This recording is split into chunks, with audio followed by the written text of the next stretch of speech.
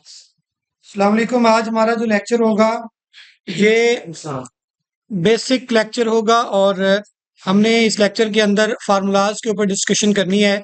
Excel के अंदर जो फार्मूलाज यूज होते हैं वो कौन कौन से और कैसे यूज करते हैं हम उन फार्मूलाज को। तो सबसे पहले हम देख लेते हैं कि बेसिक जो एक्सेल में काम होता है मैथ के लिए वो कौन कौन सा होता है और मैथ में एक्सेल क्या रोल प्ले करता है। इसमें देखें बेसिकली ये चार फंक्शंस को बताना चाह रहे हैं। पहला फंक्शन है ऐड फंक्शन जिसमें हम ऐड करते हैं, और सब्ट्रैक्ट माइनस वाला फंक्शन होता है, और मल्टीप्लाई का और डिवाइड करने का ये फार्मूलाज होते हैं। ठीक है, ये देखें कोई भी फंक्शन जो यूज होता है वो इक्वल के साथ शुरू होता है। आपको सेल के अंदर इक्वल लिखना है और उसके बाद सेल्स को प्लस करना होता है। ठीक है, या सेल्स को माइनस करना है, या उसमें मल्टीप्लाई का साइन लगाना है, या फिर ये डिवाइड का साइन लगाना होता है। और ये C3 C4 क्या होते हैं? C3 C4 ये सेल्स नंबर होते हैं, सेल्स के नेम होते हैं। ठीक है, अब इनकी अगर हम एग्जांपल डिस्कस करें तो फॉर एग्जांपल हमने यहाँ पे कोई डाटा लिख लेते हैं। फॉर एग्जांपल हमने ये 55 और 45 और 48 ये लिख लिया हमने। यहाँ पे हमने सब जो है प्लस ऐड वाला फार्मूला लगाना है। हम इक्वल प्रेस करेंगे और इस सेल को करेंगे, फिर हम प्लस लगाएंगे। ठीक है, उसके बाद इस सेल को सिलेक्ट करेंगे। ये देखें हमने इस सेल को सिलेक्ट किया और प्लस लगाया, और इस सेल को सिलेक्ट किया और हमने टोटल करके तीनों सेल को सिलेक्ट करके एंटर कर देना है। तो उसका यहाँ पे टोटल सम निकल करके आ गया, प्लस हो गया। ठीक है, और दूसरा तरीका ऐड करने का क्या होता है? दूसरा तरीका मैंने आपको बताया हुआ है, वो होता है सम। सम लगाते हैं ना हम फंक्शन, और सम में क्या होता है, हम सारे नंबर्स को इकट्ठा सिलेक्ट करके इंटर कर देते हैं। ठीक है, तो ये ऐड करने के तरीकेकार है। अब ये दो तरीकेकार हैं तो इन दोनों का नाम डिफरेंट होता है। ठीक है, एक वर्ड है फार्मूला और दूसरा वर्ड है फंक्शन। तो ये यहाँ पे जो हमने लगाया है ये वाला, इसे फार्मूला कहते हैं, और यहाँ पे जो हमने लगाया है इसको फंक्शन कहते हैं। फार्मूला और फंक्शन में जो डिफरेंस है वो मैंने आपको बताया। ठीक है, ये फार्मूला है जिसमें हम बारी बारी प्लस का साइन लगा रहे हैं, ये फार्मूला है। मैथ में यही फार्मूला यूज होता है। लेकिन एक्सेल के अंदर फंक्शन जो होता है वो, जैसे ये सम का फंक्शन है, ठीक है, तो इसे हम ऐड करते हैं। ठीक है, अब दूसरी चीज है सब्ट्रैक्ट। सब्ट्रैक्ट करने के लिए एक्सेल में फार्मूला यूज होता है, फंक्शन यूज नहीं होता। सब्ट्रैक्शन करने के लिए, माइनस करने के लिए फंक्शन नहीं है, फार्मूला यूज होता है। हम माइनस करते हैं दो चीजों को। ठीक है, एक सेल का रेफरेंस देंगे, फिर दूसरे सेल का रेफरेंस देंगे, और उसको क्या कर देंगे, हम माइनस कर देंगे, दरमियान में माइनस का साइन। अब मल्टीप्लाई के लिए दो तरीके हैं। एक मल्टीप्लाई करने का तरीका जो है वो ये वाला है कि हम यहाँ पे मल्टीप्लाई का अगर आंसर निकालना चाहे तो हम क्या करेंगे, is equal this cell, multiply का साइन लगाएंगे और इस सेल को सिलेक्ट कर लेंगे और ये आपस में मल्टीप्लाई हो जाएगा। दूसरा फंक्शन कौन सा है? ये तो था फार्मूला जो हमने मल्टीप्लाई का लगाया। यहाँ पे ये था फार्मूला, हमने मल्टीप्लाई का साइन यूज किया है। अब हमने मल्टीप्लाई का साइन यूज नहीं करना, प्रोडक्ट का साइन यूज करना है, प्रोडक्ट का फंक्शन यूज करना है। जो मल्टीप्लाई के लिए मैंने आपको बताया था कि हम प्रोडक्ट का फंक्शन यूज करते हैं। ये देखें, प्रोडक्ट का फंक्शन सिलेक्ट करके मैंने टैब प्रेस कर दिया, और इससे हमने दोनों सेल्स को इकट्ठे सिलेक्ट कर लेना होता है और एंटर कर देना होता है। आंसर दोनों का सेम आएगा, लेकिन फार्मूला और फंक्शन दो डिफरेंट चीजें एक्सेल के अंदर यूज होती हैं। कहीं पे आपको प्रोडक्ट करना पड़ता है और कहीं पे आपको फार्मूला यूज करना पड़ता है। ठीक है, तो ये है प्रोडक्ट और मल्टीप्लिकेशन करने का तरीकेकार एक्सेल के अंदर। उसके बाद डिवाइड करने का तरीकेकार फार्मूला के जरिए होता है। ये डिवाइड आप परसेंटेज निकालने में भी यूज करते हैं और आपने किया भी है। ठीक है, दो सेल्स को आपस में डिवाइड कर देंगे और उसका आंसर निकल करके आ जाएगा। ठीक है, तो वो भी आपने इसी तरीके से हम जो प्रैक्टिस शीट में काम कर रहे हैं, तो अगर किसी स्टूडेंट के मैट्रिक के अंदर मार्क्स जो है वो आ चुके हैं, सही है, और ये मार्क्स आए हैं उसके, और ये टोटल मार्क्स थे, तो यहाँ पे हमने इनको डिवाइड करना होता है। हम इज इक्वल करेंगे, इस सेल को सिलेक्ट करेंगे, डिवाइड का साइन लगाएंगे और टोटल को सिलेक्ट कर देंगे। अब ये डिवाइड होके उसका आंसर आ गया है। ठीक है, ये डिवाइड होके आंसर आया है।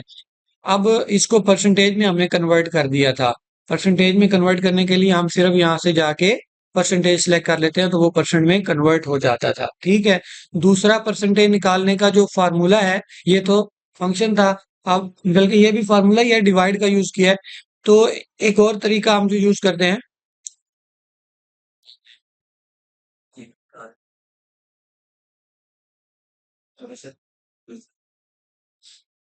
एक मिनट,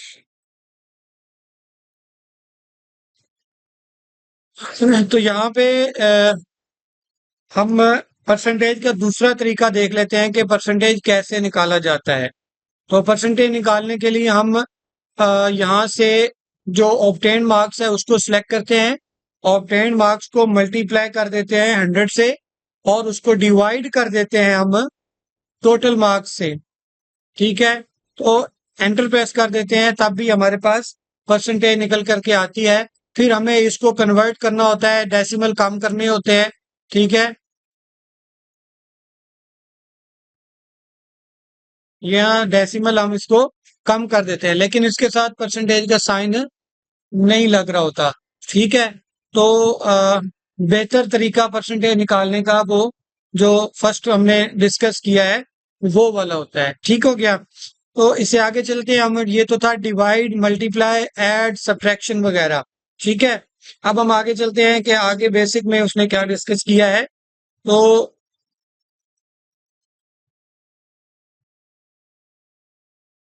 ये सम वाला फार्मूला जो है हम यूज करते हैं जब, तो उसमें या तो हम प्लस करते हैं दो सेल्स को, ठीक है, या फिर हम सम का फंक्शन यूज करते हैं।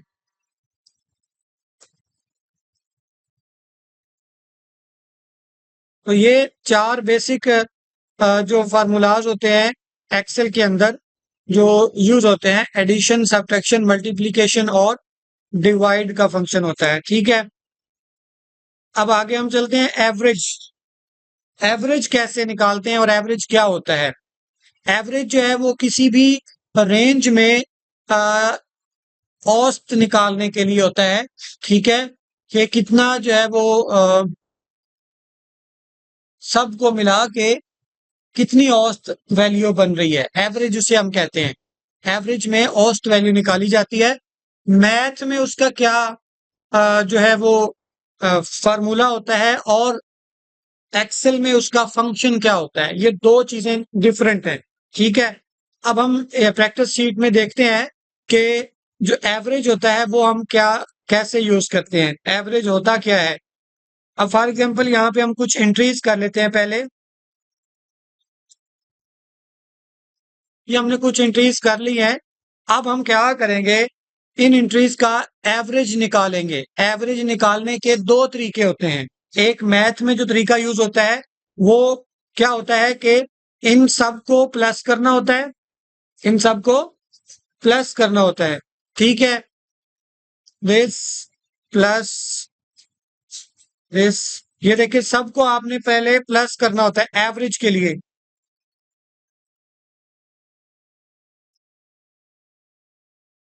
सबको प्लस करने के बाद डिवाइड करना होता है इन सब की काउंटिंग करके। 1 2 3 4 5 6 7, 7 से डिवाइड करना होता है। मतलब जितने वो होते हैं ना, एवरेज इस तरीके से निकलती है। इसको हम एंटर कर देंगे, ये एवरेज निकल करके आ गई।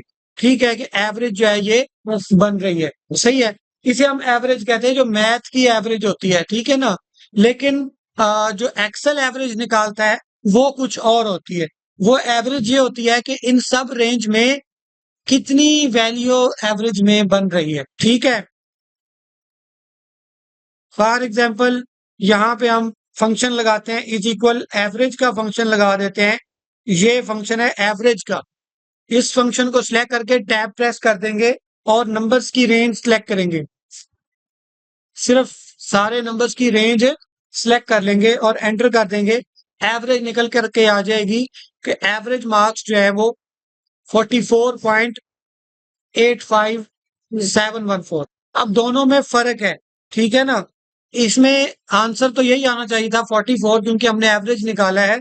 अब ये फार्मूला है, फार्मूला जो है वो किसी और तरीके से अपना रिजल्ट निकाल रहा है, लेकिन जो फंक्शन होता है वो एग्जैक्ट रिजल्ट एक्सेल का निकाल रहा होता है। ठीक है, तो अब जब भी आपने एवरेज निकालनी है एक्सेल में, उसका फंक्शन यूज करना है आपने, ठीक है ना। एवरेज का फंक्शन यूज करना है, और एवरेज का फंक्शन तब यूज करते हैं जब हमें किसी रेंज के अंदर एवरेज वैल्यू निकालनी हो, ठीक है ना। और ये जो सारे फंक्शन है, ये सिर्फ और सिर्फ नंबर वैल्यूज पे अप्लाई होते हैं। किन वैल्यूज पे? नंबर वैल्यूज पे अप्लाई होते हैं, ठीक है। टेक्स्ट पे अप्लाई नहीं होते। अब आपको दोनों का डिफरेंस बता देता हूं कि टेक्स्ट क्या होता है और वैल्यूज क्या होता है। ये वैल्यू है, ठीक है। 1 से लेकर 1 2 3 जिसमें लिखा होता है उसे हम वैल्यू, नंबर वैल्यू कहते हैं। और टेक्स्ट क्या होता है? ABC वाला, ये एक टेक्स्ट है। टेक्स्ट हमेशा जब भी आप सेल में लिखेंगे वो लेफ्ट साइड पे लिखेगा, और वैल्यूज जब आप लिखेंगे तो बाय डिफॉल्ट राइट साइड पे लिखेगा। तो जितने भी हम फंक्शन लगाते हैं वो वैल्यूज पे लगता है, टेक्स्ट पे नहीं लगता। फॉर एग्जाम्पल इसका भी मैं आपको थोड़ा सा डेमो दे देता हूं। आपने लिखा 10 kg, आपने 10 किलो कोई चीज ली है, और 10 kg का हमने रेट निकालना है कि वो कितने की आई है। अगर 1 kg का प्राइस जो है वो 120 है, तो यहाँ पे उसका आंसर निकालना है कि 10 किलो के पैसे कितने बनेंगे, ठीक है। तो हम क्या करते हैं, हम फंक्शन यूज करते होते हैं जब हम कोई भी किसी चीज का अमाउंट निकालना चाहें। फॉर एग्जाम्पल 10 किलो कोई चीज ली है हमने, और 1 किलो का जो है वो 20 रुपीज बनता है। तो हमने क्या करते हैं, प्रोडक्ट का फंक्शन यूज करते हैं। कौन सा? प्रोडक्ट करते हैं, इन दोनों को आपस में मल्टीप्लाई करते हैं, और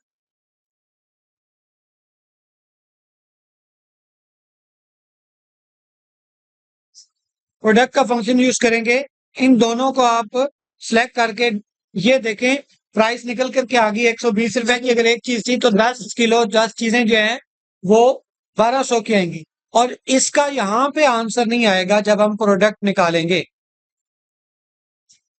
ये जब हम इनको आपस में मल्टीप्लाई करेंगे तो वो एरर दे देगा, ठीक है ना। वो कह रहा है भी आपका रिजल्ट सही नहीं आ रहा। क्यों? क्योंकि हमेशा मल्टीप्लाई करता है तो नंबर्स को करता है, वैल्यूज को नहीं करता। नंबर्स को करता है, वैल्यूज को मल्टीप्लाई नहीं करता। इसलिए जब भी आपने कोई फंक्शन या फार्मूला लगाना है, आपने ये श्योर करना है कि उसके अंदर नंबर वैल्यूज होनी चाहिए।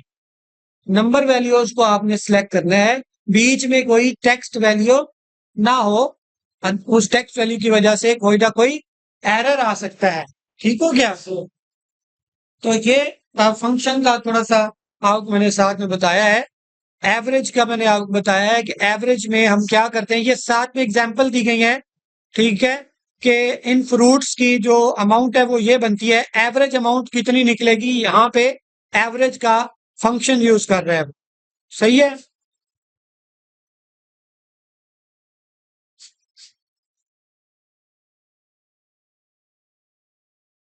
इन सबको उसने यहाँ पे आंसर निकालना है इनका, तो एवरेज का फंक्शन यूज करेगा।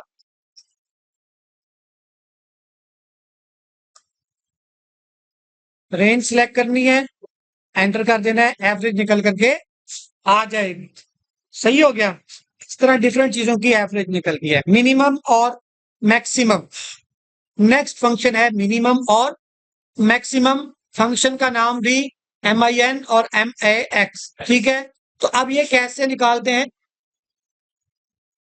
मिनिमम क्या होता है? मिनिमम फंक्शन का जो रोल है वो ये है कि वैल्यूज के अंदर मिनिमम वैल्यू कितनी है। फॉर एग्जांपल इसका एप्लीकेशन कहाँ पे कर सकते हैं? इसका एप्लीकेशन आप कर सकते हैं कि रिजल्ट आया, सबसे कम नंबर किसके आए, तो मिनिमम का फंक्शन यूज होगा। सबसे ज्यादा नंबर किसके आए हैं, तो मैक्सिमम का फंक्शन यूज होगा, ठीक है। तो यहाँ पे उन्होंने कहा है कि फ्रूट्स के अमाउंट है, इसमें मिनिमम जो है वो कितनी प्राइस बनती है, 20 बनती है ना ये वाली, सबसे कम 20 है। तो मिनिमम का फंक्शन भी आपको यही निकाल के देगा कि रेंज के अंदर मिनिमम वैल्यू कितनी है और मैक्सिमम वैल्यू कितनी है। वो मैक्स फंक्शन आपको निकाल के देगा। आप मैक्स लिख के रेंज सिलेक्ट करेंगे और एंटर कर देंगे, तो मैक्सिमम वैल्यू और मिनिमम वैल्यू निकाल के आपके सामने रख देते हो। सही हो गया। ये है मिनिमम और मैक्सिमम। उसके बाद आगे चलते हैं हम डेट एंड टाइम पे। डेट और टाइम पे चलते हैं। तो डेट निकालने के लिए आपके पास जो ज्यादातर आप बेसिक फंक्शन यूज करते हैं वो टू डे का करते हैं। आज की डेट क्या है, ठीक है ना, वो निकालने के लिए कि टुडे की जो डेट बनती है वो क्या है। तो यहाँ पे फंक्शन लगाएंगे हम टुडे का। टुडे का फंक्शन लगा के ब्रैकेट क्लोज कर देंगे। जस्ट टुडे का फंक्शन लगा के ब्रैकेट क्लोज करके एंटर कर देंगे, आज की डेट निकल करके आ जाएगी।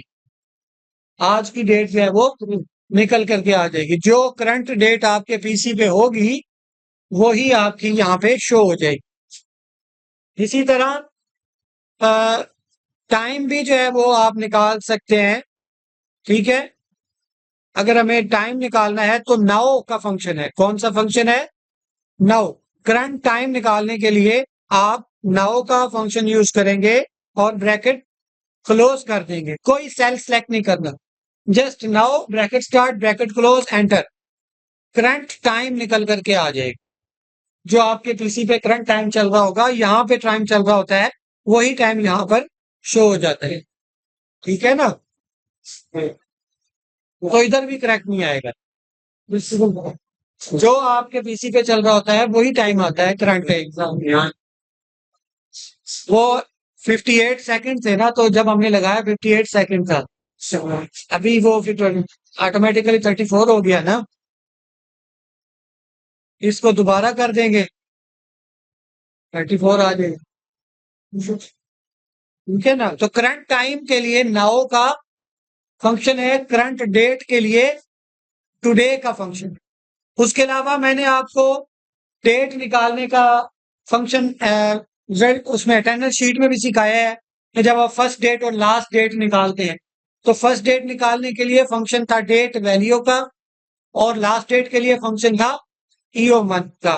लेकिन उसके लिए आपको निकालना होता है, आपके पास रेफरेंस के तौर पे सेल्स होने चाहिए, ठीक है। दोबारा डिस्कस कर देता हूं मैं यहाँ पे अपनी जो हमारी डेमो शीट चल रही है। आपने यहाँ पे निकालनी है फर्स्ट डेट और यहाँ पे निकालनी है लास्ट डेट, ठीक है। फर्स्ट डेट और लास्ट डेट निकालने के लिए आपको क्या चाहिए? रेफरेंस सेल्स चाहिए। क्या चाहिए? कि किस मंथ की फर्स्ट डेट निकालनी है और किस मंथ की लास्ट डेट, तो वो मंथ आपको चाहिए। तो यहाँ पे हम मंथ का लिखेंगे नाम और यहाँ पे हम उसका सन भी लिखेंगे, ठीक है। मंथ का नेम और ईयर भी लिखेंगे। और फर्स्ट डेट निकालने के लिए आप डेट वैल्यू का फंक्शन यूज करते हैं। डेट वैल्यू का फंक्शन में आप इन्वर्टेड कॉमा में लिखते हैं 1, क्योंकि आपको फर्स्ट डेट चाहिए। उसके बाद आप लगाते हैं एंड का साइन, मंथ को सिलेक्ट करते हैं, फिर एंड का साइन लगाते हैं, ईयर को सिलेक्ट करते हैं और ब्रैकेट क्लोज करके एंटर कर देते हैं। आपकी डेट वैल्यू निकल के आ जाती है। आप इसको फॉर्मेट कन्वर्ट कर देते हैं, इसका फॉर्मेट सेल में जाके डेट पे आते हैं और यहां से फॉर्मेट सिलेक्ट करके ओके कर देते हैं। तो 1 जनवरी आपका 2024 का निकल करके आ जाता है। इसी तरह जनवरी की लास्ट डेट निकालनी है तो आप क्या यूज करते हैं? End of month, EO month, और इसमें स्टार्ट डेट का रेफरेंस देते हैं, कोमा लगाते हैं, जीरो करके आप ब्रैकेट क्लोज कर देते हैं। जीरो हमने इसलिए किया क्योंकि हमें करंट मंथ का लास्ट चाहिए, तो हम ये एंटर कर। अब इसको भी आपको कन्वर्ट करना है। आप फॉर्मेट सेल में जाएंगे, डेट पे जाएंगे और आप ओके कर देंगे। 31 जनवरी भी निकल करके आ जाएगा। अब आप यहाँ पे फरवरी लिखेंगे तो उसके हिसाब से डेट कन्वर्ट हो जाएंगी। हैश आ रहा है, हैश का मतलब जगह थोड़ी है, ठीक है। यहाँ पे मार्च लिखेंगे तो मार्च आ जाएगा। यहाँ पे सितंबर लिखेंगे तो सितंबर के हिसाब से date automatically first date last date निकल करके आ जाती है। ठीक है, टुडे के लिए आप क्या करते हैं, करंट डेट निकालने के लिए टुडे का फंक्शन है, करंट टाइम निकालने के लिए नाउ का फंक्शन। ठीक है जी।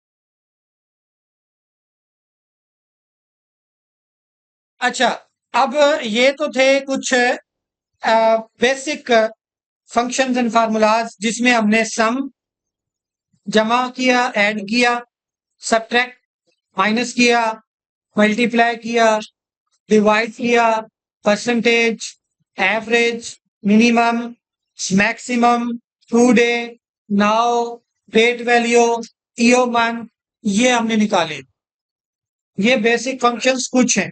ठीक है, अब इसके बाद आगे थोड़े से बेसिक कुछ और फंक्शन है, लेकिन वो इन्हीं फंक्शन को यूज करते हुए हम थोड़ा एक्सपेंड करते हो। ठीक है, तो वो हम नेक्स्ट लेक्चर में कर लेंगे।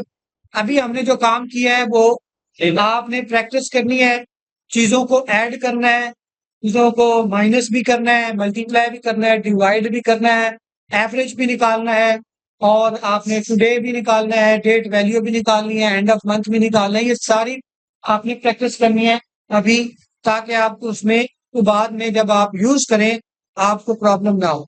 जब आप बेसिक इस तरीके से इस्तेमाल करते हैं ना, तो फिर आप किसी भी जगह पर वो फंक्शन लगा सकते हैं। ठीक है, अगर आपको मैं एक ही फॉर्मेट दे दूं ना कि बस आपने यही बनाना है, तो फिर आप उतने तक महदूद रह जाए। आपको अटेंडेंस शीट पे डेट वैल्यू निकालने का तरीका बताया, अगर मैं ये तरीका ना बताऊं, आप कहेंगे सिर्फ अटेंडेंस शीट में ही वो यूज होता है। मतलब डेट वैल्यू कहीं पर भी निकाल निकाल सकते हैं आप। लाजमी नहीं है कि C2 C3 के अंदर ही आपको मंथ और ईयर रखना है। कहीं पर भी कोई भी फंक्शन यूज किया जा सकता है। आपसे पूछा जाए सम फंक्शन क्या होता है, आप उसको मैनुअली भी बता सकें, वर्बली भी बता सकें। ठीक है जी, ये थे हमारे बेसिक कुछ फंक्शन जो हमने डिस्कस